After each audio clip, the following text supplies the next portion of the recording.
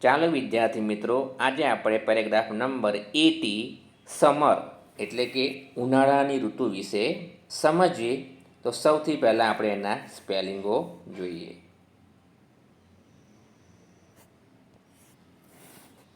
તો પ્રથમ છે સમર. સમર એટલે ઉનાળો. બિગિન્સ. બિગિન્સ એટલે શરૂ થાય છે. એન્ડ્સ.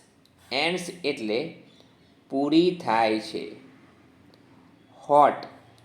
હોટ એટલે ગરમ. મંથ. મંથ એટલે મહિનો. ફેન્સ. ફેન્સ એટલે પંખા. Hall day. હોલ ડે એટલે આખો દિવસ. Cold drinks. કોલ્ડ ડ્રિંક્સ એટલે ઠંડા પીણા. Hill station. હિલ સ્ટેશન એટલે ઠંડી હવાવાળું ઊંચાઈ પરનું સ્થળ એટલે કે પર્વતીય સ્થળ. ચિલ્ડ્રન.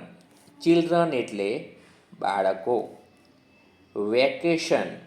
વેકેશન એટલે લાંબી રજાઓ. મેંગોઝ.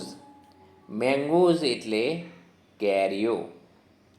ઓરેન્જીસ. ઓરેન્જીસ એટલે સંતરા કે નારંગી.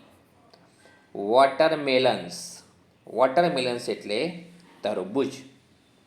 હવે સ્પેલિંગો જોયા પછી આપણે ફકરાને જોઈએ.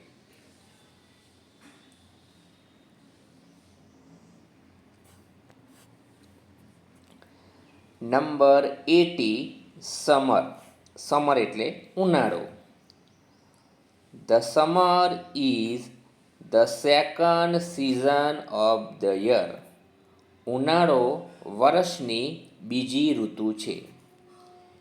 It begins in March and ends in June. તે માર્ચ મહિનામાં શરૂ થાય છે અને જૂન મહિનામાં સમાપ્ત થાય છે. It is very hot in summer. ઉનાળામાં ઘણી ગરમી હોય છે. May is the hottest month. મે સૌથી ગરમ મહિનો છે. We keep fans on for the whole day. આપણે આખો દિવસ પંખા ચાલુ રાખીએ છીએ. People have cold drinks and ice cream. લોકો કોલ્ડ ડ્રિંક્સ અને આઈસ્ક્રીમ ખાય છે. They go to hill stations. તે પર્વતીય સ્થળે ફરવા જાય છે. The children have a long summer vacation. બાળકોને લાંબુ ઉનાળાનું વેકેશન હોય છે. Summer is the season of mangoes.